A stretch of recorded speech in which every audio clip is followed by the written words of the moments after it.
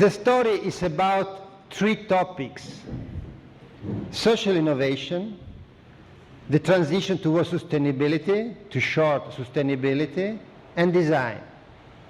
What I'm going to present you is in some way the result of 30 years of social debate on design, innovation, sustainability. I'm not a sociologist. I am a designer, so why am I talking about social innovation? The discovery, at least for myself, has been the importance of the power of another kind of innovation that at a certain point integrate also technology, but is not driven by technological invention, but is driven by some social invention that eventually afterward integrate or drive some technological innovation. I found out a group that deal with social innovation. This is one. I advise you because they are my guru for what regards social innovation. It's called Young Foundation. Young Foundation is an organization in England that deals with social innovation from 30 years now. And they pretend that in our society, for some reason that they explain very well, there are several social Silicon Valleys. So several places where there is a power in terms of social innovation that could change the reality. The definition is very simple.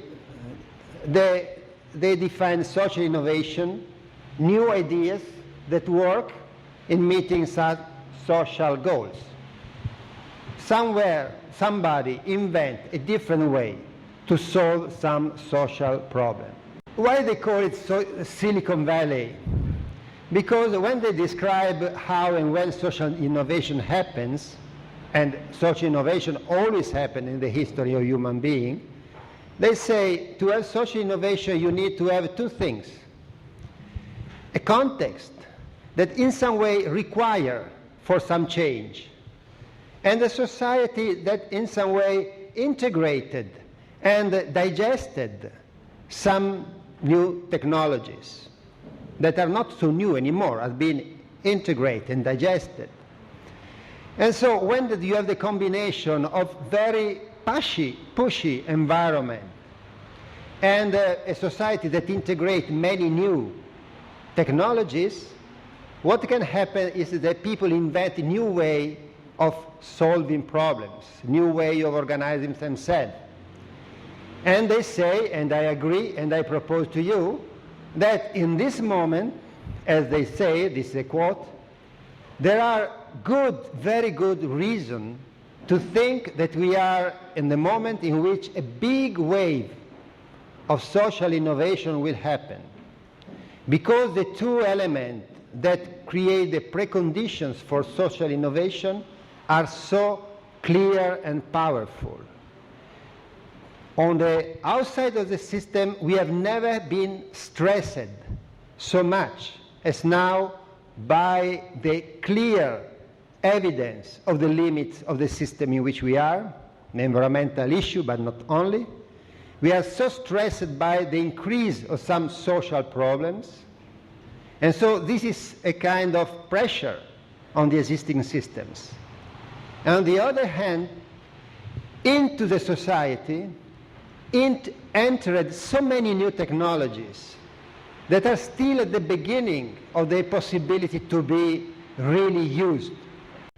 But at the same time, the degree of use that we have of this technology is still at the beginning of their possibility. So you can reshape some organization on the basis that you have such a powerful tools in your hand. What they can do? What is the organization that can be thought? What different kind of organizing the life can be done using these tools?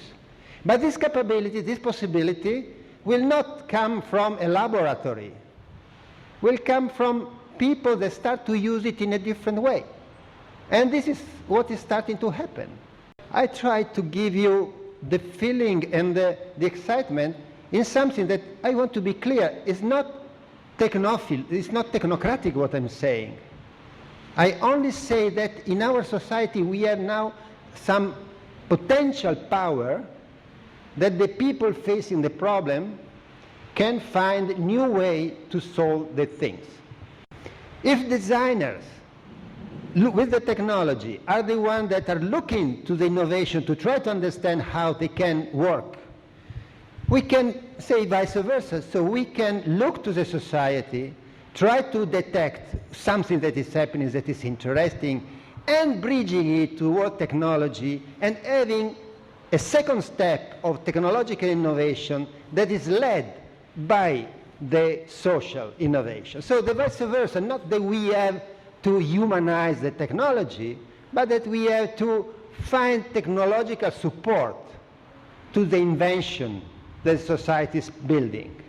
And I think that not only the designer, but in between other partners, the designer could play an interesting job, always in bridging technology and society, but going in this bridge in the other direction, from the society to the technology, and not as we usually do, not only as we usually do from the technology to the society. The first message is, today social innovation is important and maybe more important than the technoscientific and business innovation. And I try to explain why. Society should invest. University should invest. When I said I'm happy that this is happening, it's because maybe it's the beginning of an understanding that even if it is mainly, there are several disciplines, but the leader are engineer or management, the management is the management of what has to be managed. And what has to be managed is not only the technologies, or the technology is always part of the game, but it's not that you have to start from the technologies. You can arrive to the technologies. So if we are dealing about management, management is also the management of complex system, complex social system. Between the different kinds of social innovation, because social innovation is wider as the technological innovation, maybe also wider. What I am particularly interested in is the innovation that is invented by normal people when they try to do something collaboratively, together. And our research, one of our line of research, the one that is the background of my speech now, is specifically oriented to look grassroots social innovation in everyday life. That is, there are also other kinds of social innovation, but this is the grassroots social innovation, the social innovation done by people moving from the everyday life by every possible people. And these people that use the skill that they have, the capability that they have, and as many sociologists today say, the diffused creativity and entrepreneurship that characterize contemporary society, because this has to be underlined. You can agree or not, but some of those that are considered the major sociologists today define or find out a criteria to define our contemporary society as a society in which everybody has to design its own life. So we are, for the good and for the bad, even if we don't want, obliged to be designer.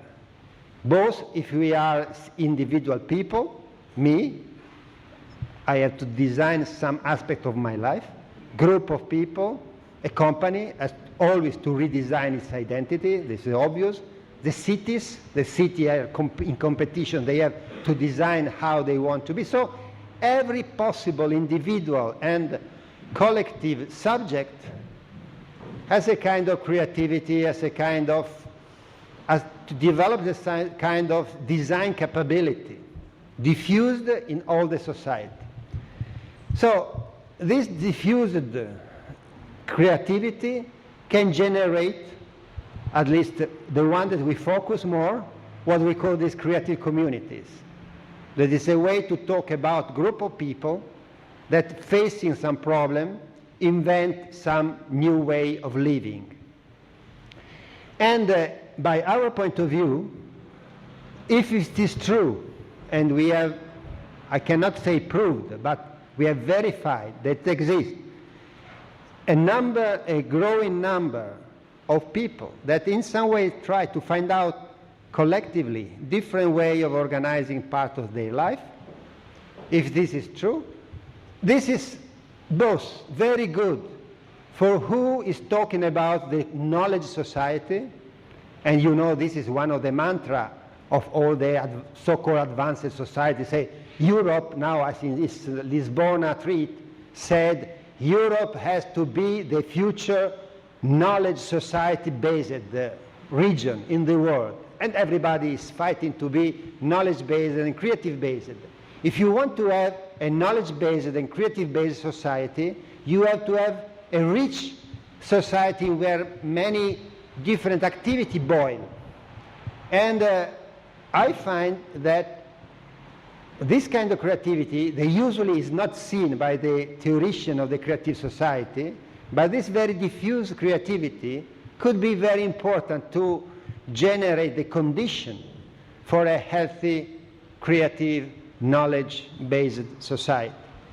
And at the same time, and this is the point that has been for me and for my group the reason to be so interested in that, we can see these creative communities as people that anticipate way of living that in some way are far from the mainstream way of thinking and doing, and that for many of them anticipate way of living that could be considered as good step toward sustainability. And I arrived to the second of my pillar, that was all this story about social innovation, grassroots social innovation, creativity at the bottom of the society, capability to generate creative communities, is also one of the most promising phenomena to prepare the big, huge change that will be the transition towards sustainability. And okay, this is a very long discussion, but one of the different strategies that we can have to promote the transition toward a sustainable society, that is a very big change of the overall system, is to start to create local radical changes. So the second message is, in this wave of new social innovation, the one related to grassroots social innovation in everyday life is very important. It is important because it could be a very meaningful step toward a society that could be at the same time a knowledge-based, sustainable society. Third message, this is a kind of advertisement for the design component. Design can help in facilitating this innovation phenomena. But given that everything changed, also the definition, and not the formal definition, but the idea that we have of what designers do, what they are, has to change. Our culture, so what we think of ourselves, so I talk as a designer now, our identity as designer, our tools as designer, what the other people, our possible client, think that we are. All this has been developed in a period that was totally different from now. If I want to synthesize, was a period in which the world appeared without limits, the world appeared simple, and the result of the human ingenuity, that is industry, appeared to be devoted to produce products, physical products. And the idea of well-being was mainly related to have access to growing quantity of physical products. Now we know that all these elements that has been building blocks of the identity of designers are changing. And we have to be able to recognize ourselves for what does it mean in the new condition, be a designer. We have to develop the tools to be able to face this new situation. We have to be able to convince who is not designer. Then if you say, I am a designer, you have not only to say, okay, if you are a designer, can you advise me what is the best between these two chairs, because I have a living room that is all white, I don't know if I have to put a black or white chair. Okay, the designer have also to choose in between the black and white chair, but it's much more than that. It's not only that.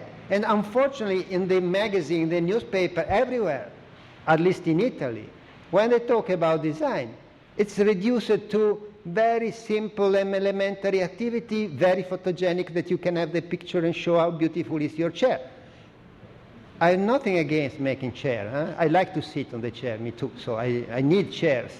But it's not that in the present world we have only to do chairs. And even if we do chair, the problem is not only the physical reality of the chair, but what you are able to realize around the chair, the system of distribution, the system of communication, everything that permits to a new chair to exist in the market. So if I say that designer had to change their own identity, their own tool, and how people recognize it, I will also say, look, that if I was not talking about designers, but I was talking about biologists or lawyer or whatever, probably I will say the same. So it's not only the designer that have to change. The transformation in society, the given transformation for the big change, blah, blah, blah, and the new one that is necessary for sustainability invests the whole professions. So to be proud of being a designer, I could simply say that given that we have always had a very mobile identity, for several reasons, we are more accustomed to rediscuss who we are, where other professions are less accustomed to discuss who they are. So in some way we have an advantage that we have always been a little bit ambiguous in what is our profession, and so if now we have to change, it's nothing so strange. Where for other professions it's very difficult to change because maybe for 1 century they was convinced that what they was doing was very clear, well-defined, etc., etc. So there have been, as all the research, many different centers. There was a core group and a system of antennas of school. Because if you want to look social innovation, how you find it? There is no book that talk about, no, can make a theory on the social innovation. But exactly because it's so new, it's not written, it do not appear, statistically do not exist. So if you want to have a vision of this kind of social innovation, so if you look at the newspaper, if you look to what people usually tell, if you say, oh my God, in society this is happening, that is happening, people killing each other, burning the woods, everything terrible, and you say there is nothing to do. But if you look more attentively in the society, given that society is very complex, you can find also something that is totally different from the stereotype. So if the stereotype says the people is more and more individualistic, that in average is true, you can find cases in which people, exactly because they are tired to be so alone, try to find a way to go together. You can find that the people is more and more fast in the running to make things, many things all together. You can find people that choose to slow down, and so on. And you discover some component of the society that if you don't look attentively, you don't see them.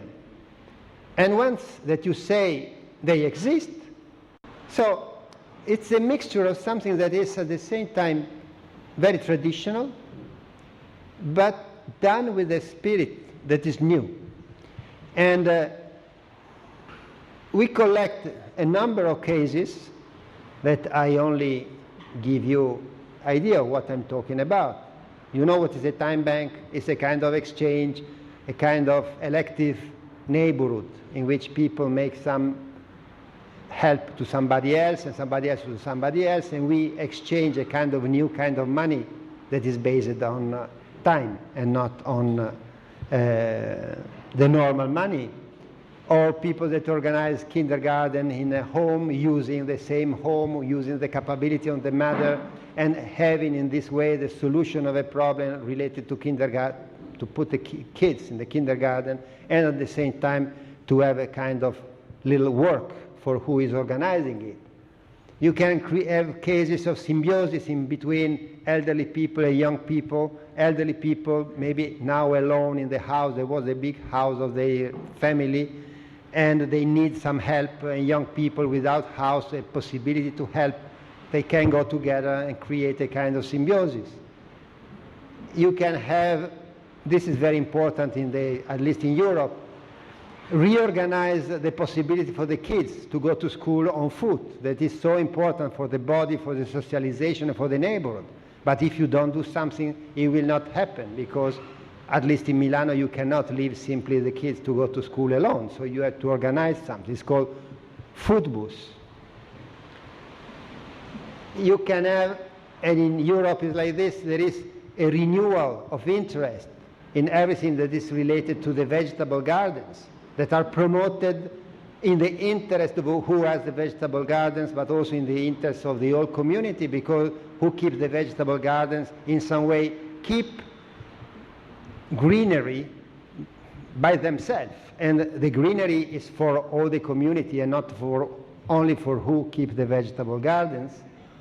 Or a kind of movement that exists internationally that is called community-based agriculture, that means to create a kind of twinning in between a community in the city and some farmers nearby the cities.